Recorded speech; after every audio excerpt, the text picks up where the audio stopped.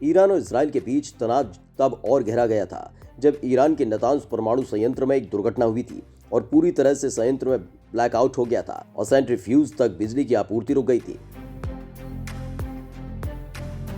जिसके बाद ईरान ने इजराइल पर इस हमले का आरोप लगाया था और साथ ही इसका बदला लेने की कसम खाई थी। लेकिन इस घटना के 2 दिन बाद कुछ ऐसा हुआ जिसने ईरान और इजराइल के विवाद को हवा दे दी है और लगने लगा है कि शायद कुछ बड़ा होने वाला है, क्योंकि इजराइल वार पर पलटवार करने की आदत के लिए जाना जाता है। आज हम अपने खास वीडियो में दिखाने जा रहे हैं कि आखिर ऐसा क्या हुआ कि जिससे ईरान और इजराइल के रिश्तों में तनाव चरम पर पहुंच गया है। ईरान के परमाणु फैसिलिटी पर हमला, इजरायली शिप पर मिसाइल अटैक। जी हां दोस्तों, इजराइल की तरफ से दावा किया जा रहा है कि उसकी कार्गो शिप पर मिसाइल से अटैक किया गया है। फिलहाल इस अटैक से क्या कुछ नुकसान हुआ है, ये इजराइल की तरफ से साफ नहीं किया गया।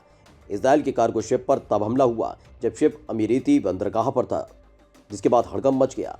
इस हमले को कई लोग 2 दिन पहले हुए ईरान के परमाणु फैसिलिटी पर हुए हमले से जोड़कर देख रहे हैं, जिससे ईरान का परमाणु बम बनाने का प्रोग्राम को करार झटका लगा था। और नातांज परमाणु फैसिलिटी में हुई दुर्घटना के दौरान ईरान ने न सिर्फ इजराइल पर हमले का आरोप लगाया था, बल्कि बदला लेने की भी ठानी थी, जिसके 2 दिन बाद ही इजरायली कार्गो शिप पर मिसाइल अटैक की खबर आई।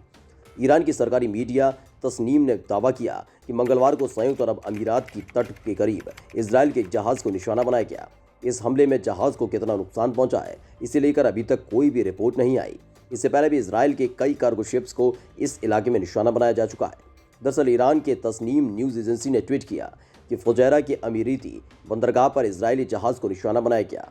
जिस इजरायली जहाज पर हमला हुआ है उसका नंबर 96905559 है। इसे हाइपोरियन के नाम से जाना जाता है। इसका स्वामित्व इजरायली पीसीसी के पास है, जो कारों के ट्रांसपोर्ट का काम आता है। इजरायली चैनल 12 की रिपोर्ट में अनाम अधिकारियों के हवाले से दावा किया गया कि इस हमले के पीछे ईरान का हाथ है। रिपोर्ट में यह भी बताया गया है कि जहाज पर हमले की घटना में कोई हताहत नहीं हुआ। यरूशलेम पोस्ट ने बताया कि हमले में मिसाइल या ड्रोन का इस्तेमाल किया गया है। इससे जहाज को मामूली नुकसान पहुंचा है। तो ईरान ने ले लिया इजराइल से बदला, दुनिया भर में हो रही हमले की चर्चा। दरअसल लगातार इजराइल के कार्गो शिप पर जो हमला हुआ उसे ईरान के नातांज न्यूक्लियर फैसिलिटी से जोड़कर देखा जा रहा है।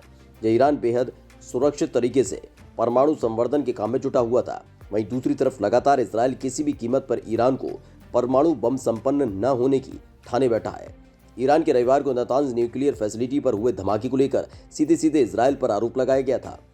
ईरान ने दावा किया था कि इजराइल की खुफिया एजेंसी मोसाद के हमले में उसके एक प्रमुख परमाणु सुविधा केंद्र को भारी नुकसान पहुंचा है। इस कारण न केवल सेंट्रीफ्यूज नष्ट हुए, बल्कि देश के बड़े हिस्से को बिजली कटौती का सामना भी करना पड़ा। जिसके बाद उसने इजराइल से इस हमले का बदला लेने की कसम खाई थी और फिर उसके 2 दिन बाद इजराइल के कार्गो शिप पर हमला हो गया। लेकिन जो भी हो, दोनों ही देश एक दूसरे पर लगातार हमले के आरोप लगा रहे हैं। लेकिन हकीकत यह है कि जिस जगह इजराइल की कार्गो शिप पर हमला हुआ, उस जगह पहले भी कई बार इजराइल के कई शिपों पर हमला होता रहा है। तो वहीं ईरान के जिस नातांज न्यूक्लियर फैसिलिटी में दुर्घटना हुई, वहां भी ऐसा पहली बार नहीं हुआ। इससे पहले भी ईरान के परमाणु ठिकाने पर हमला हुआ है।